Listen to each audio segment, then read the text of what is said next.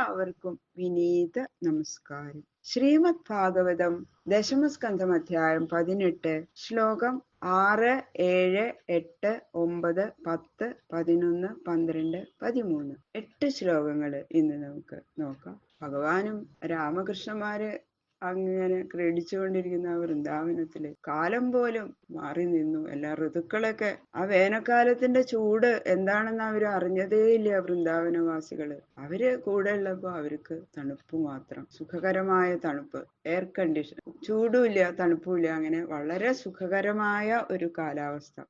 വൃക്ഷങ്ങളൊക്കെ അങ്ങനെ പൂത്തുലഞ്ഞു നിൽക്കണം. എപ്പോഴും വസന്ത ഋതു മാതിരിയാണ് വൃന്ദാവനം. അവര് കൂടെയല്ല പറയണം. കൃഷ്ണായ വാസുദേവായ ഹരയേ പരമാത്മനെ പ്രണതക്ലേശനാശായ ഗോവിന്ദായ നമോ നമഃ. ഓം നമോ ഭഗവതേ വാസുദേവായ. ശ്ലോകം 6. അഗാധതോയ ഹൃദനീതടോർമിഭി ദ്രവൽപുരിഷ്യാ പുളിനൈ സമന്തത നയത്ര ചണ്ഡാംശുകരാ വിഷോൽബണാ ഭുവോരസം ശാദ്വലിതം ച ഗൃഹത്തെ. ഉഷ്ണകാലത്തില് പച്ചപ്പുല്ലുണ്ടാവുക. എങ്ങനെയാ പച്ചപ്പുല്ലുണ്ടാവുക? അത് വിവരിക്കുകയാണതില്. ആഴത്തില് ജലം നിറഞ്ഞു നിൽക്കുന്ന ആ ഹ്രദങ്ങളുടെ തടങ്ങളിൽ എപ്പോഴും അടിച്ചുകൊണ്ടിരിക്കുന്ന തിരമാലകൾ നിമിത്തം അതിലെ മണൽത്തിട്ടുകളൊക്കെ ഇങ്ങനെ ഇടിഞ്ഞിടിഞ്ഞ് 4 ഭാഗത്തും ഒഴുകിക്കൊണ്ടിരിക്കുന്ന ജലത്തിൽ കൂടി അങ്ങനെ ദ്രവിച്ചുകൊണ്ടിരിക്കുന്ന ചളി കെട്ടിക്കിടക്കുന്ന വൃന്ദാവന ഭൂമിയിലുള്ള ആ ഒരു തണുപ്പ്. അപ്പൊ ഇതിങ്ങനെ തിരമാല അടിക്കല്ലേ അത്രയും വലിയ ആ കാളിന്തിയിൽ നിന്ന്. അപ്പൊ അതിന്ന് ഒഴുകി വരുന്ന വെള്ളം ആ ഭൂമി അങ്ങനെ തണുപ്പിച്ചുകൊണ്ടിരിക്കും. അപ്പൊ എന്താ, നിറച്ച് പച്ചപ്പുല്ലുകൾ ഉണ്ടാവും അല്ലേ?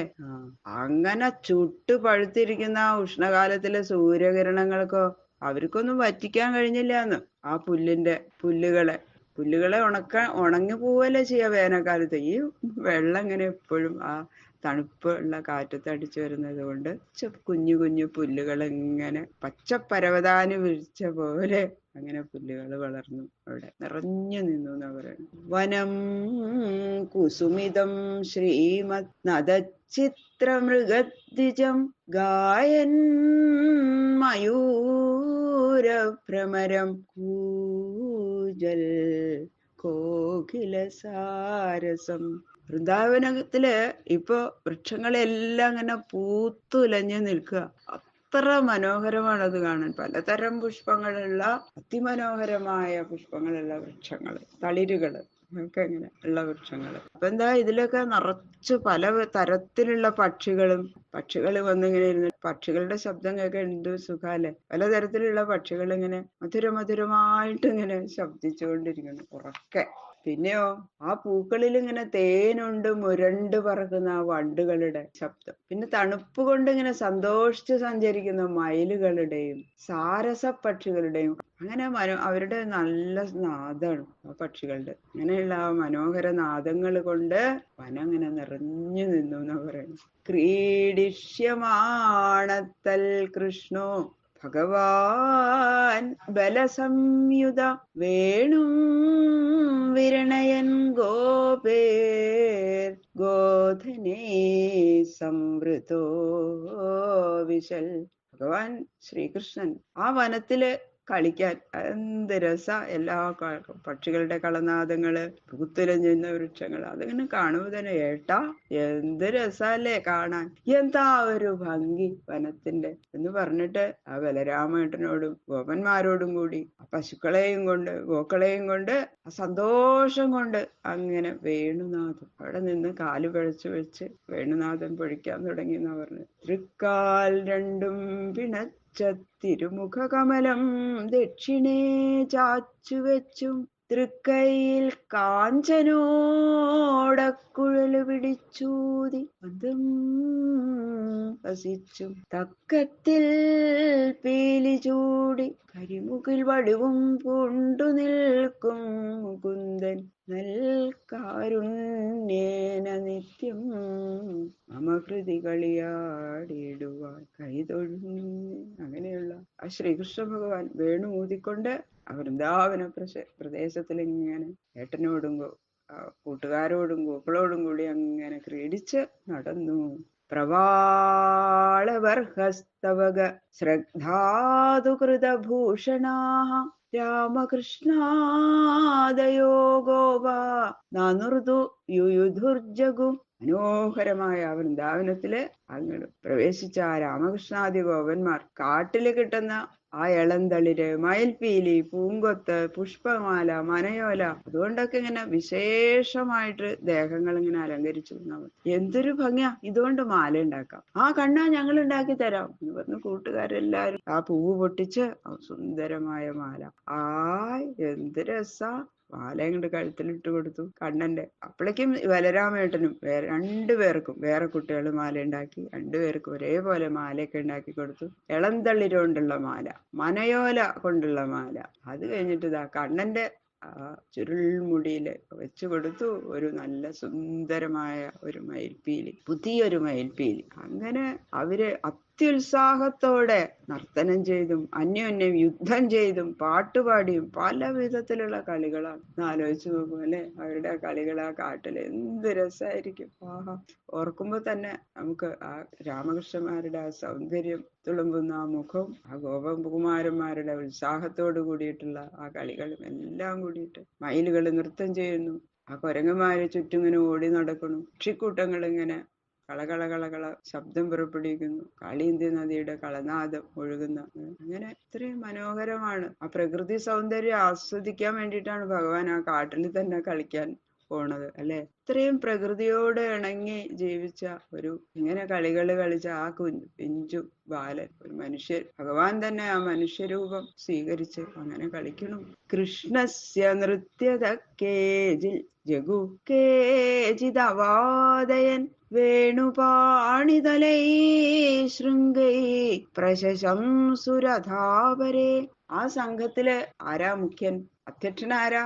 ശ്രീകൃഷ്ണൻ തന്നെ. ഭഗവാനല്ലാതെ അല്ലേ മുഖ്യൻ? കൃഷ്ണലീല അങ്ങനെ വർണ്ണിക്കുന്നു. ഭഗവാൻ അങ്ങനെ സുന്ദരമായിട്ട് ഡാൻസ് ചെയ്യുമ്പോ ഗോപന്മാര് ചിലരിങ്ങനെ പാട്ടുപാടി, അവരിങ്ങനെ അതിനനുസരിച്ച് കണ്ണന്റെ നൃത്തത്തിനനുസരിച്ച് പാട്ടുപാടും, അല്ലെങ്കിൽ അവരുടെ പാട്ടിനനുസരിച്ച് കണ്ണൻ നൃത്തം ചെയ്യും. മറ്റു ചിലര് കൈകൊണ്ട് താളം പിടിക്കണം, വേറെ ചിലര് വേണു, ശൃംഗം മുതലായ വാദ്യങ്ങൾ പ്രയോഗിക്കണം. മറ്റുള്ളവരിതാ വേറെ ചിലര് കണ്ടുകൊണ്ട് ഇതിങ്ങനെ കണ്ടുകൊണ്ട് കൈയടിച്ചുകൊണ്ട് എന്താ രസാ കണ്ണന്റെ നൃത്തം, ആഹാ എന്നൊക്കെ പറഞ്ഞ് പ്രശംസിച്ചുകൊണ്ടിരിക്കുന്നു. കണ്ണൻ അത് കേട്ട് ഇങ്ങനെ ഒന്നും കൂടി രസമായിട്ട് ഉത്സാഹമായിട്ട് നൃത്തം ചെയ്യുന്നു. ഗോപജാതി പ്രതിച്ഛന്നൗ ദേവാ ഗോപാലരൂപിണ ഈഴിരേ കൃഷ്ണരാമൗച്ച നടായിവ നടം നൃപ. ഭഗവാൻ മഹാവിഷ്ണു തന്റെ സ്വന്തം രൂപത്തെ മറച്ച് ഗോകുലത്തില് ആ ഗോപവേഷം ധരിച്ച് അവതരിപ്പിക്കുമ്പോ ദേവന്മാരോട് പറഞ്ഞിട്ടുണ്ട്, അതെ ഞാന് അവിടെ ഗോകുലത്തില് ശ്രീകൃഷ്ണൻ എന്ന പേരില് അവതരിക്കാൻ പോവുകയാണ്. അപ്പോ നിങ്ങളെല്ലാവരും എന്നെ സേവിക്കാനായിട്ട് അവതരിക്കണം എന്ന് ദേവന്മാരോട് പറഞ്ഞു. അങ്ങനെ ആ ദേവന്മാര് ഭഗവാനെ ഇങ്ങനെ പ്രശംസിക്കണു. അങ്ങനെ സർവദാ ഭഗവാനെ സേവിക്കാൻ വേണ്ടി അവതരിച്ച ദേവന്മാര്, രാമകൃഷ്ണന്മാര്, കളിക്കാര് മറ്റൊരു കളിക്കാരന്റെ കളിയെ പറ്റി പ്രശംസിക്കുന്ന പോലെ എങ്ങനെയാ പ്രശംസിക്കുക, അതുപോലെ പ്രശംസിച്ചു. ആഹാ അസലായിട്ടുണ്ട് കേട്ടോ, കണ്ണാ എന്ത് രസാ കണ്ണന്റെ നൃത്തം കാണാൻ, അതിമനോഹരം എന്നൊക്കെ ഇവരിങ്ങനെ പറയേണ്ടത് ഗോപന്മാരായി അവതരിച്ച ദേവന്മാര്. ബ്രാഹ്മണൈ ലംഘനൈ ക്ഷേപൈ ആസ്ഫോടന വികർഷണൈ ചിക്രീഡദുർനിയുദ്ധേന കാകപക്ഷധരൗ ക്വചിൽ. അപ്പൊ ഇവരുടെ തലമുടി രാമകൃഷ്ണന്മാരുടെ വെട്ടിയിട്ടില്ല ഇതേവരെ. അപ്പൊ ഇങ്ങനെ ചുരുണ്ട് ഇങ്ങനെ തോളറ്റം വരെ ഇങ്ങനെ കിടക്കുക, കാത് വരെ തൂങ്ങി കിടക്കണ ആ ചുരുണ്ട മുടികള് ധരിച്ചും കൊണ്ടുള്ള ആ സുന്ദര കുട്ടന്മാര്, തലയിൽ മയിൽപീടി ചൂടി ഉള്ള ആ രണ്ട് കുട്ടികള് കൈകൾ ഇങ്ങനെ അന്യോന്യം കോർത്തു പിടിച്ച് അങ്ങനെ വട്ടത്തിൽ ചുറ്റും. പിന്നെ വരമ്പും കുഴികളൊക്കെ ഉണ്ടെങ്കിൽ ഇങ്ങനെ ഒറ്റ ചാട്ടാണ് കൈ കോർത്ത് പിടിച്ചോണ്ട് രണ്ടാളും കൂടി. ആഹാ രണ്ടുപേരും ഒപ്പം എടുത്തങ്ങോട്ട് ചാടുന്നു. പിന്നെ ഒരാള് മറ്റാളെ തലകീഴായിട്ട് ഇങ്ങനെ മറിച്ചിടുന്നു. ജയിച്ചവര് കൈകൊണ്ട് ആ കയ്യിൽ പിടിച്ചിട്ട് അടിച്ചൊരു ശബ്ദം പുറപ്പെടുവിക്കും. ശക്തി പരീക്ഷിക്കാനായിട്ട് അന്യോന്യം പിടിച്ചു വലിക്കും. ഇങ്ങനെയുള്ള പല പല കളികളാണ് അവര്. ആ ബാഹുയുദ്ധം കൊണ്ട് ചിലപ്പോ കളിക്കുന്നു. എന്തൊക്കെ കളികൾ അവര് കളിച്ചില്ല എന്ന് പറഞ്ഞാൽ മതി. അങ്ങനെ അതിസുന്ദരമായിട്ട് രസകരമായിട്ടാണ് അവരുടെ കളി ആ വനത്തില്. കുജിൽ നൃത്യസു ജാന്യേഷു ഗായകൗ വാദകൗ സ്വയം ശശംസദുർമഹാരാജ സാധു സാധ്വിതിവാദിനൗ. ശ്രീ ശുഖബ്രഹ്മർഷി പറയണു, ഹേ മഹാരാജാവേ, അതിഭക്തനായിരിക്കുന്ന അങ്ങ് തന്നെയാണ് ഭഗവത് ലീലകൾ കേൾക്കാൻ അധികാരി. ഇത്ര ശ്രദ്ധിച്ചുകൊണ്ടാണ്, അങ്ങനെ ശ്രദ്ധിച്ചുകൊണ്ട് കണ്ണു പൂട്ടാതെ അങ്ങനെയാണ് ഇരിക്കുന്നത് പരീക്ഷിച്ച മഹാരാജാവ്. ഓരോന്നും എന്താണ് ശ്രീ ശുഖബ്രഹ്മർഷി പറയണത് അതിങ്ങനെ ആ ശ്രദ്ധിച്ച് കേട്ടുകൊണ്ട്. കളി കൊണ്ട് വളരെ ക്ഷീണിച്ചിരിക്കുന്ന സമയത്തില് മറ്റു ഗോപന്മാര് താണ്ഡവം ചെയ്യുമ്പോൾ രാമകൃഷ്ണന്മാരുടെ അവരുടെ കളിക്കനുസരിച്ച് ഇങ്ങനെ പാടുകയും കൊട്ടുകയും ചെയ്ത് അവരുടെ കളി ഇതന്നെയാട്ടോ നിങ്ങൾ അസലായിട്ട് കളിക്കണ്ടല്ലോ, ഇതന്നെയാണ് ഏറ്റവും, നിങ്ങളാണ് ഞങ്ങളെക്കാൾ നന്നായിട്ട് കളിച്ചത് എന്നൊക്കെ പറഞ്ഞുകൊണ്ട് അവരെ ഉത്സാഹത്തോടെ നല്ലോണം കൊണ്ട് പ്രോത്സാഹിപ്പിക്കുന്ന പറയണത്. എന്തായാലേ ആഹാ, അതിമനോഹരം.